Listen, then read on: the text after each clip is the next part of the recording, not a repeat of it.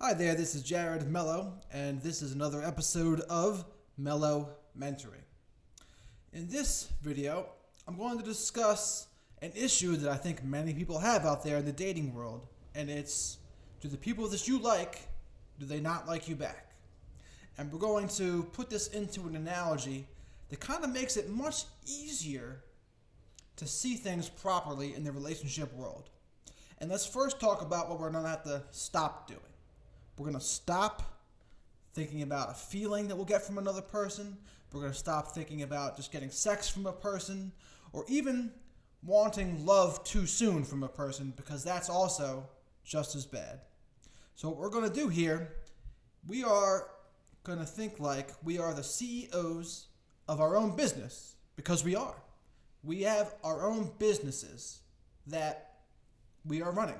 We have our career, we have our finances, we have our hobbies, we have our lifestyle, friends, family, etc. And instead of looking for a feeling or love or sex, we're going to frame it differently. We want to look for a future partnership. And that's the lens in which we're going to see these future relationships. And what's the process of getting a future partnership? Because that's really what a marriage and relationship is. It's a partnership where you both work together as a team. You and her, or him and you, against the world, instead of you and him, or you and her, versus each other. Pretty simple concept. It always seems to get twisted up. But like any good business owner, we're not going to let just anybody be a part of our business. Why would we? Because if we did, our business can go down. Our business can go bankrupt. But at the same time, if you're too overeager to get other people to join your team, just like in the hiring world, red flags are going to go up. If someone's trying to sell me the job too much, I start to think to myself, man, there must be something fishy about this here. There must be a catch. And that's the very same way that we think as individuals in the relationship world. If someone's trying too hard, we're like, man, something's not quite right here. They're neglecting their own business is what they're doing. They're trying to work their hardest to work in your mailroom for $12 an hour. Then I'll get you nowhere. A real person that wants a mature relationship wants someone who can be a future partner. And I say a mature person because there are some people who do just want an employee. They do just want an obedient slave to follow their every command and order. But that's not what I want. And it's not the healthiest thing to want, period. And so, how does this look? Right? So just like when we're trying to court a potential good employee, we're not going to be overeager, but we're going to make them sell themselves a little bit to us because we want a good future partner. We don't want to jeopardize our team. A good business leader knows that, hey, you're only as good as the people under you and the people you decide to partner with. And the very same with relationships. So if someone's not compatible to you in your lifestyle, not compatible to you in their goals and ambitions, they're not going to make a good future partner, will they? Absolutely not. And as a person myself, I've had this happen to me. People that I've liked did not like me back. And what I was doing, I was trying to be an employee in their mailroom, and I was neglecting my own business. I was letting my stuff go bankrupt while doing my best to become a part of this other person's business. And rightfully so, they think, hey, this guy here, why is he trying to sell himself so much to me? What is he trying to prove, or what is he trying to hide? And they're absolutely right to think that. A mature person wants a future partnership, a future partner. And we're going to be pretty selective about who we allow to join our teams if we think of it in this fashion. And I know it's a business analogy, it's a financial analogy too, but we only want the best members to be a part of our team. And then we slowly move them up through our businesses, and they will slowly move us up through their own if things go well, right? Because first they may become an employee. You're an employee in each other's businesses. You're still feeling each other out a little bit, trying to get to know one another, etc., and then you give each other raises, and this can look like any form that you want it to look. and then you become another level, maybe a vice president, until eventually you become partner. And it should be a slow and steady process like that. There is no correct right or wrong time frame for those methods, but slowly but surely you begin to move up in each other's companies until you become partner. And this is a way to play hard to get to, but it's really just valuing yourself and valuing your time and valuing your business. We are the CEOs of our business, and we have to act accordingly or we're going to go bankrupt.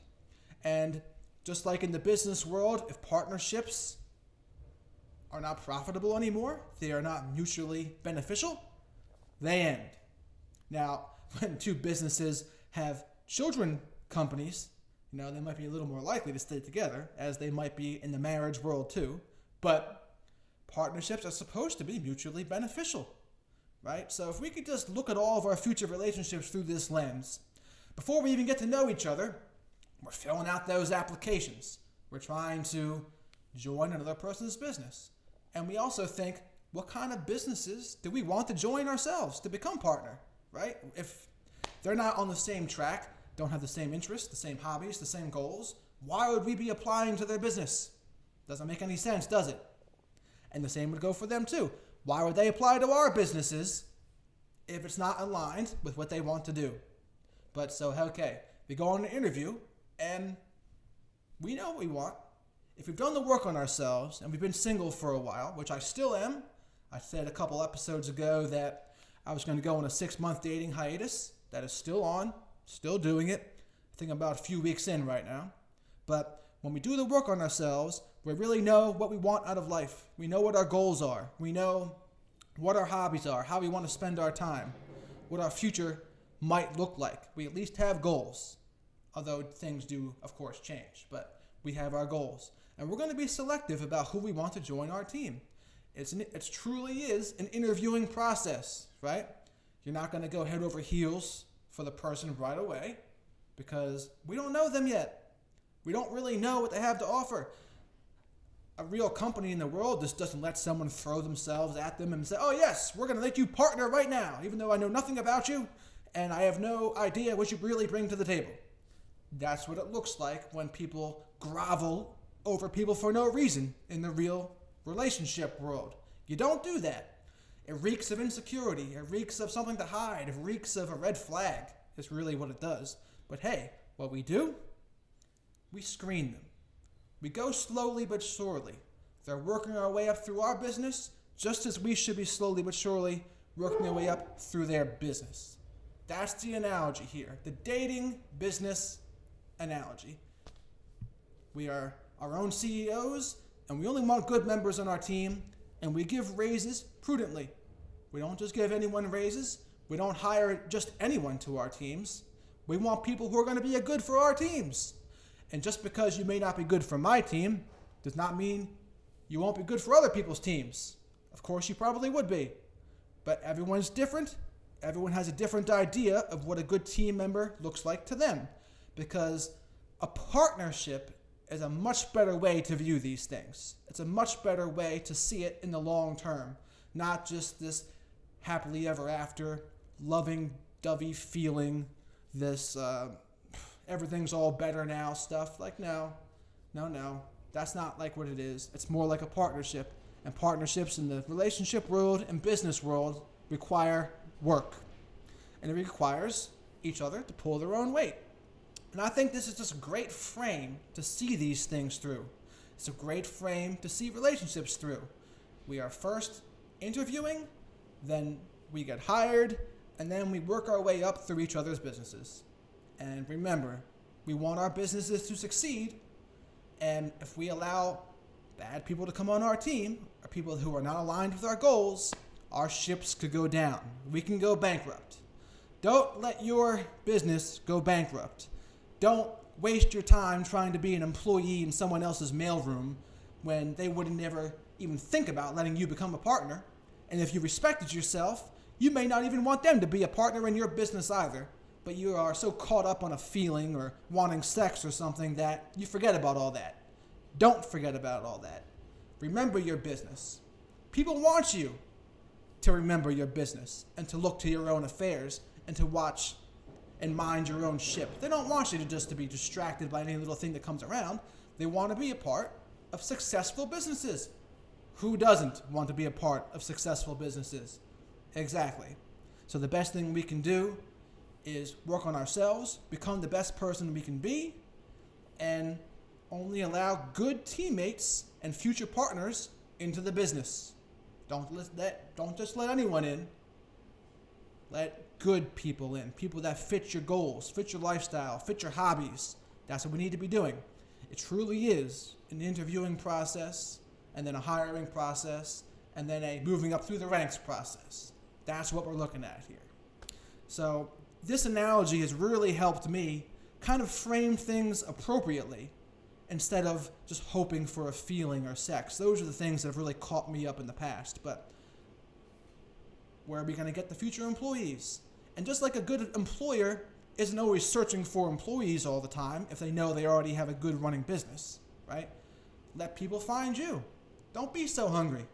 As F.J. Shark said, the hungry do not get fed in the social marketplace. And he's absolutely correct, right? If we know we have a good business, we're not going to be chasing. We're not going to be needy. We might try a little bit. We might offer our hands out for potential good candidates, but we are not going to chase them down and disrespect ourselves in the process. We know we have good products to offer. We have a good business, and we're going to act accordingly. So this has really helped me, and I implore all of you, mind your businesses. Keep a tight ship. Only hire people onto your team that are going to help you with your goals. They're going to help you with your vision. And if you don't have a goals or a vision, you better get some, or else your business is going nowhere fast, and you'll be bankrupt in more ways than one. So that's the analogy here, the dating business analogy. Hopefully you find it as useful as I have found it for myself. And again, hopefully you give me some good suggestions on what kind of videos you would like to hear next. Thank you, and have a great rest of your day.